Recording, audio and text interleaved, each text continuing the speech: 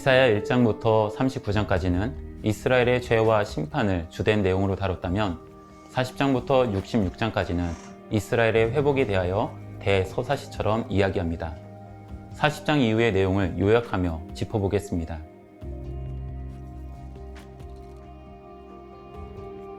너희는 위로하라, 내 백성을 위로하라 하는 메시지는 이스라엘이 사함을 받을 뿐 아니라 바벨론에서의 포로 생활이 끝날 것을 알립니다. 하지만 이스라엘을 사로잡은 사람들은 자신들이 만든 우상을 앞세워 포로 귀환 불가 소송을 진행합니다. 하나님께서는 이스라엘이 포로로 끌려온 것이 그들의 우상 때문이 아니라 하나님 자신이 하셨음을 강조하십니다. 그러기에 포로 귀환의 결정 역시 하나님께 달려있는 것입니다. 하나님께서는 종 한 명을 세워 정의를 행하게 하시고 하나님의 계획을 알리십니다. 과거 홍해의 길을 내시며 애굽에서 인도하셨던 때와 같이 이번에는 광야의 길을 내시며 자신의 백성들을 바벨론에서 인도해 내실 것입니다. 하지만 이스라엘은 아직까지도 바벨론의 힘이 더 커 보이기 때문에 두려워합니다. 하나님께서는 바벨론이 의지하는 우상이 얼마나 허망한지를 보여주시며 세상을 창조하셨던 그 힘으로 이스라엘을 돌아가게 하실 것을 약속하십니다. 이를 위해서 하나님을 알지 못하던 고레스를 선택하여 사용하실 것입니다. 이스라엘에게는 바벨론의 우상이 커 보일지 모르나 하나님이 보실 때에는 그저 짐짝에 불과합니다. 하나님은 자신의 백성을 품어주시는 분위기에 짐짝에 불과한 우상과 비교될 수 없습니다. 커 보이기만 하던 바벨론도 이제 사라질 것입니다.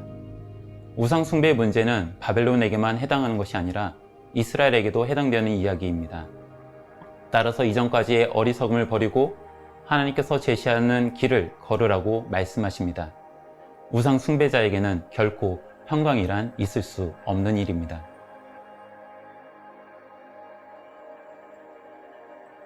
(42장에) 나왔던 하나님의 종은 맡겨진 사명에 수고하지만 하나님께서 자신들을 잊었다고 생각하는 이스라엘 때문에 기운이 빠집니다.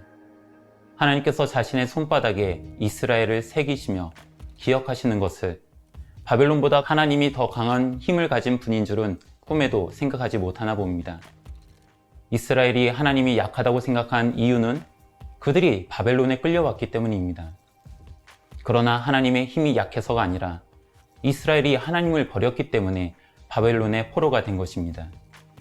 이스라엘의 오해가 조금씩 풀리며 이스라엘이 하나님의 말씀을 바르게 듣고 이해하기 시작합니다.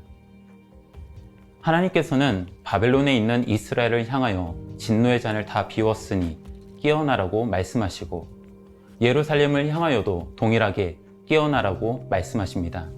예루살렘은 아름다운 옷으로 갈아입고 돌아오게 될 이스라엘을 맞이할 것입니다.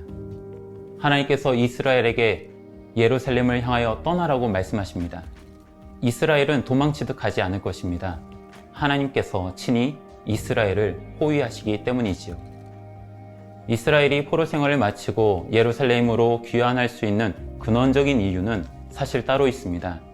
이사야의 이야기는 이 모든 근원적인 사건이 되는 하나님의 종에게로 향합니다. 하나님의 종은 이스라엘을 대신하여 징계를 받고 채찍에 맞았습니다. 그가 고난받음으로 이스라엘이 나음을 받게 된 것입니다. 잠시 하나님의 종에게로 향했던 이야기는 다시 예루살렘으로 돌아갑니다. 과부와 같았던 예루살렘에게 하나님께서 남편이 되어주십니다. 사람들이 몰려들어서 그녀는 집터를 넓혀야 할 것입니다. 더 이상 홀로 된 여인이 아니기에 이전까지의 수치는 사라집니다. 이스라엘은 자신들이 걸었던 길과 생각을 버리고 하나님께서 인도하시는 길과 생각을 따라야 했습니다. 그 길과 생각은 다름 아닌 공의와 정의였습니다. 하나님께서 이스라엘에게 공의와 정의를 지키는 파수꾼의 역할을 주셨지만 그들은 보지도 듣지도 못할 뿐 아니라 자신들의 이익만 탐내는 자였습니다. 하나님께서는 이스라엘에게 그들의 공의가 무엇인지를 보여달라 하십니다. 이스라엘은 스스로 하나님의 뜻을 따라서 공의를 행했다고 자부하지만 하나님의 공의, 즉 하나님께서 기뻐하시는 금식은 아니었습니다. 비로소 이스라엘은 자신에게 하나님의 공의와 정의가 없었음을 알고 회개합니다. 하나님은 자신의 죄를 회개하고 하나님의 뜻을 받아들이는 자들에게 일어나라, 빛을 발하라. 이는 내 빛이 이르렀고 여호와의 영광이 내 위에 임하였음을 알리십니다. 그리고 이 빛을 보고 흩어졌던 사람들이 돌아오고 이방 사람들이 몰려오게 될 것입니다. 이 소식이 가난한 자, 마음이 상한 자, 포로된 자, 갇힌 자들에게 선포되고 슬픔이 찬송으로 변하게 됩니다. 이제 예루살렘에 새로운 파수꾼이 세워집니다. 파수꾼이 해야 할 일은 다름 아닌 하나님을 깨우는 것입니다. 하나님께서 하신 약속을 스스로 기억하시도록 하기 위한 것이죠. 이스라엘은 과거 홍해에서 조상들을 구원하셨던 하나님을 떠올리며 자신들의 아버지가 되어주신 하나님께 도와달라 외칩니다. 세상에 자신을 섬기는 사람들을 사랑하는 그런 신은 없으나 하나님께서는 우리를 사랑하셔서 우리를 위하여 내려오시는 분이심을 알게 된 것입니다. 지금껏 하나님을 잊어버린 채 살았던 이들이건만, 이제야 비로소 자신을 찾는 이스라엘이건만, 그럼에도 하나님은 기뻐하십니다. 하나님께서는 야곱의 씨를 통해 하나님의 나라를 만들어 가실 것입니다. 진통하기 전에 해산한다는 것이 말이 되지 않아 보이고 하루아침에 나라와 민족이 생겨난다는 것이 말이 되지 않아 보입니다.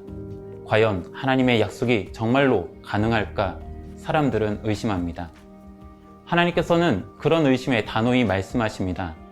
말이 되지 않아 보이는 그것을 내가 이룰 것이다 라고 말입니다.